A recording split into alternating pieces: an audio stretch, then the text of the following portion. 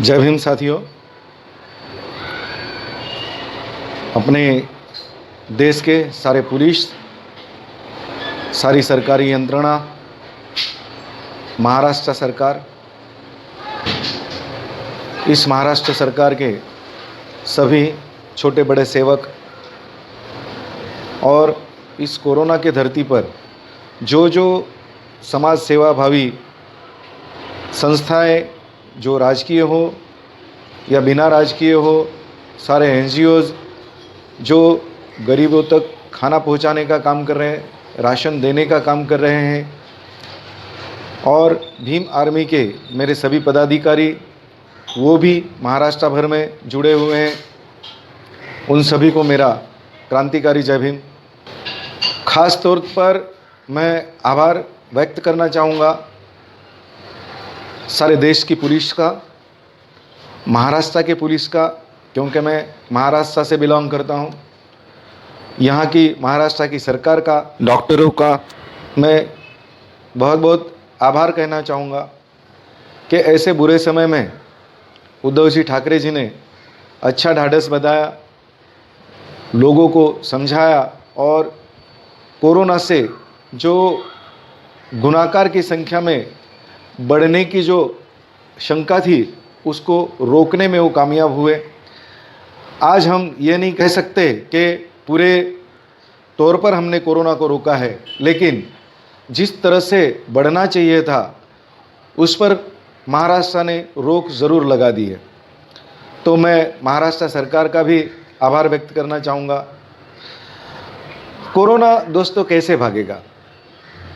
Corona के बारे में हम क्या सोचते हैं, लोग क्या सोचते हैं, इसके बारे में हमको टेलीविज़न पर समाचार आते हैं, बड़े बड़े न्यूज़ वाले जो समाचार देते हैं उनसे लोग डर जाते हैं कि क्या होगा, किस तरह होगा, कैसे होगा। तो हमें डरने की ज़रूरत नहीं है दोस्तों। बस कोरोना का एक इलाज है कि हमें घर में रहना चाहिए। अब ये बात है वो सब लोगों को समझ में नहीं आती। बहुत सारे लोग हैं जो घरों के बाहर निकलते हैं, पुलिस से पंगा लेते हैं, 1-2-5 रुपए की गोली अपने जेब में रखकर पुलिस को चकमा देकर घूम फिर आने की साजिश करते हैं और पुलिस को दिखाते हैं कि मैं तो यूँ गोली लेने गया था। ये गलत बातें हैं दोस्तों। अगर कोरोना को रोकना हो तो आपको घर में रुकना होगा। आपको खुद को पता नहीं होता कि किसे कोरोना है और किससे आपको दूर रहना है, और अगर आपको भी है तो आपको भी पता नहीं होता कि मुझे कोरोना है, और आप 100-200 लोगों से मिलकर आ जाते हो, जो 100-200 लोग आपकी वजह से बाधित हो जाते हैं और इस तरह से कोरोना बढ़ रहा है। अब कैसे बढ़ता है कोरोना?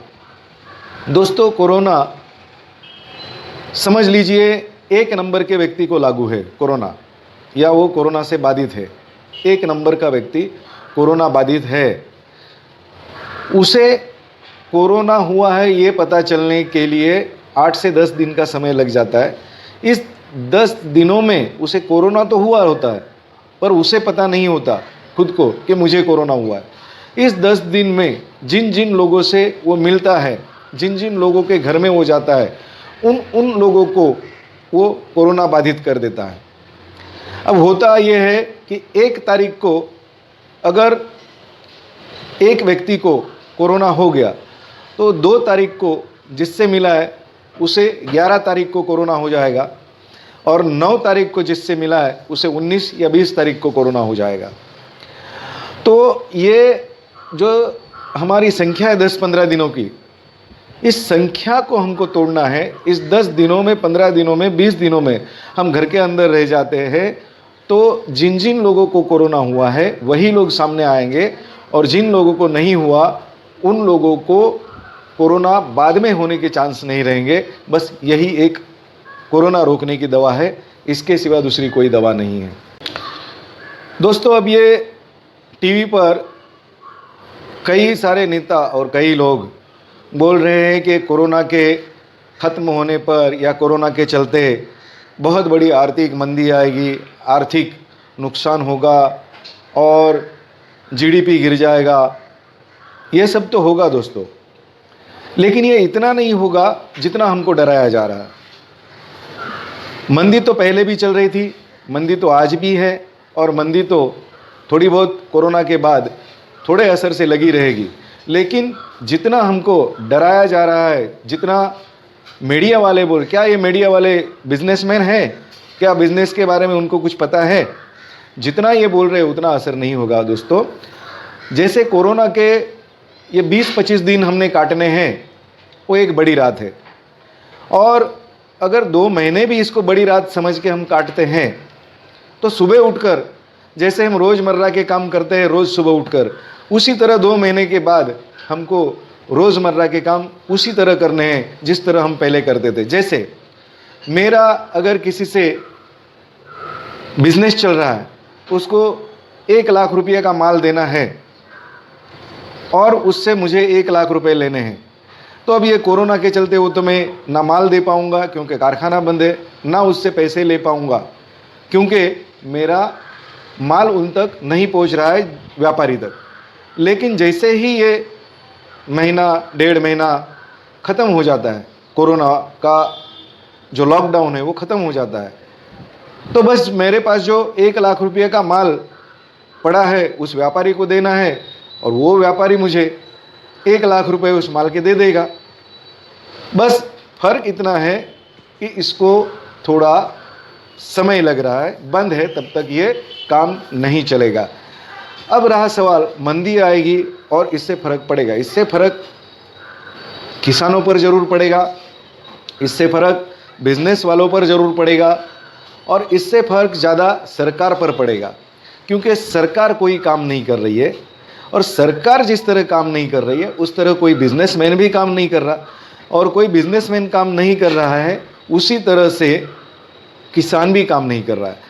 अब किसान का प्रॉब्लम ये है कि उसकी खेती में अनाज तो पक रहा है, वो निकाल के उसे कहीं फेंकना है या उसका नुकसान हो रहा है, तो नुकसान तो भाई सभी का हो रहा है ना, नुकसान तो बिजनेसमैन का भी हो रहा है।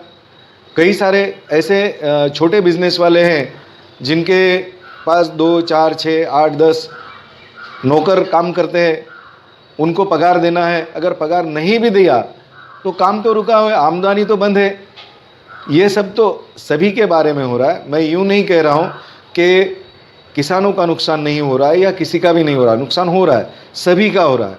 और ये नुकसान कोई सरकार नहीं कर रही है, कोई आपका कॉम्पिटिटर नहीं कर रहा है, कोई आपका विरोधी नहीं कर रहा है, या फिर कोई आपका बुरा चाहने वाला नुकसान नहीं कर रहा है। ये तो नैसर्गिक विपदा है, और इस नैसर्गिक विपदा को सभी लोग लेकर एक साथ में होकर लड़ रहे हैं, और हमें लड़ना चाहिए।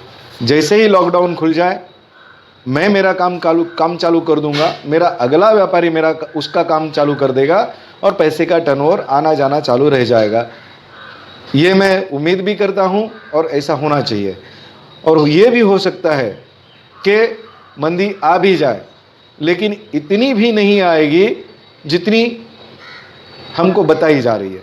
रहा गवर्नमेंट का सवाल, गवर्नमेंट आज अगर पैसे नहीं कमा रही है, उसका कारोबार ठप है, तो जिस दिन लॉकडाउन खुलेगा उसी दिन गवर्नमेंट की आमदनी चालू होने वाली है। और इस दौरान जो सरकार को चलाने के लिए पैसे चाहिए, रुपए चाहिए, उसमें तो बहुत सारी बातें हैं। एक तो बड़े बड़े लोगों ने बहुत सारा फंड दिया हुआ है, अब हम उस हिसाब में नहीं जा रहे कि कितना आया और कितना गया, लेकिन फंड तो आया हुआ है। और हर किसी गवर्नमेंट की एक नीति होती है कि जैसे सुनामी आती है, बाढ़ आती है, तूफ़ान आता है या धरती कंप आता है, तो ऐसे समय में एक सेफ्टी रकम, सुरक्षित रकम रखी जाती है। वो रकम तो हमारे पास होनी चाहिए, उसमें से हम गुजारा कर लेंगे, और जैसे ही ये कोरोना का मामला ख़त्म हो जाता है हम फिर उसी रास्ते पर आ जाएंगे। तो ये हो सकता है, इतना डरने की ज़रूरत नहीं है।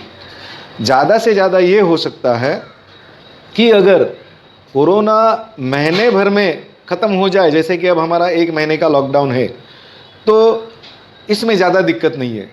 लेकिन अगर लोग नहीं मानेंगे, अपने घरों से बाहर निकलते रहेंगे और ये इसी तरह चलता रहा, कोरोना बढ़ता रहा, तो ये हो सकता है कि हमें लॉकडाउन का समय बढ़ाते रहना पड़े, हमारी गवर्नमेंट को मजबूरन ये करना पड़े और फिर 2 महीने के 4 महीने, 4 के 6 महीने अगर हो गया तो फिर तो ये मंदी क्या, लूटपाट शुरू हो जाएगी, मारकाट शुरू हो जाएगी, बहुत ज़्यादा इसके असर पड़ सकते हैं।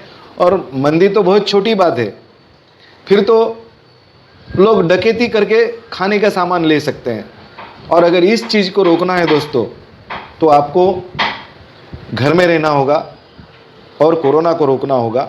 कोरोना की एक दवा है जो घर में रहने से हो सकती है। बाहर निकलोगे तो कोरोना का आप प्रचार भी कर रहे हो, प्रसार भी कर रहे हो, और इस चीज़ को आपको नहीं करना चाहिए। इसी बात को मैं आपको फिर से दोहराना चाहूँगा दोस्तों। अब सरकार को क्या चाहिए?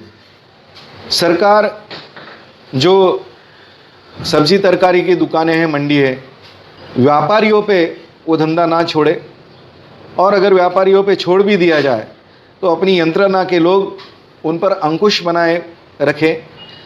जैसे ही सब्जी तरकारी का मार्केट आप खोल देते हो तो घूमने फिरने का एक बहाना भी मिल जाता है। लोग 5 मिनट के बदले 2 घंटे वहाँ टहलते रहते हैं। और दूसरी बात है कि मेल मिलाप तो होना है। जैसे अगर इसको आप ये चीज़ करते हैं कि समय कम करते हैं कि भाई सब्जी तरकारी केवल 12 बजे से लेके 2 बजे तक मिलेगी, इसमें भी प्रॉब्लम है। होगा ये कि इसी 2 घंटे में सारे के सारे लोग एक जगह आ जाएंगे, तो इससे भी खतरा बढ़ जाता है। ये भी चीज़ नहीं होनी चाहिए। ये होना चाहिए दुकान खुली रहे, मगर उस दुकानदार पर और लोगों पर डिस्टेंस बनाने का एक अंकुश रहे, और लोग सोशल डिस्टेंस का पालन करें। इस तरह की कुछ यंत्रणा होनी चाहिए। सरकार ने अब तक बताया था कि राशन पानी जो है लोगों को मिलेगा 5-5 किलो हर एक व्यक्ति को, लेकिन आज तक ऐसा हो नहीं पाया है। कई जगहों से निराशाजनक उत्तर आ रहे हैं। दोस्तों, मैं भीम आर्मी का महाराष्ट्र सचिव बोल रहा हूँ। तो पूरे महाराष्ट्र के कई जगह से फ़ोन आते हैं कि हम तकलीफ़ में हैं। अब सरकारी यंत्रणा नहीं काम कर रही है, ये भी बात नहीं है, लेकिन कई जगहों पे यंत्रणा पहुंची भी नहीं है, लोगों तक सुविधा अभी पहुंचनी बाकी है। तो सरकार को ये भी करना चाहिए कि सरकारी यंत्रणा के जो लोग हैं वो अपने जगह बराबर काम करें, और जो छोटे से छोटा आदमी है जिसकी कोई पहचान नहीं है और वो भूखा मर रहा है, जो अपने राज्य का नहीं है, जो अपने देश का नहीं है, वो अकेला पड़ गया और वो भूखे मर रहा है, तो उस तक खाना या अनाज पहुंचने की व्यवस्था सरकारी यंत्रणा ने करना चाहिए। इसके लिए सरकारी, निम्न सरकारी और सेवाभावी संस्थाएं जो है, इन सभी की मदद सरकार को लेनी चाहिए। इतना ही मैं कहूँगा, और फिर से एक बार आप सभी को विनती करूँगा, फिर से एक बार आप सभी को मैं कहना चाहूँगा कि दोस्तों, घर में रहे, घर के बाहर ना निकले, और इस कोरोना के रोग को इस अपने देश से बचाने के लिए, भगाने के लिए आप अपनी सुरक्षा करें और घर में रहें। जय भीम, जय भारत।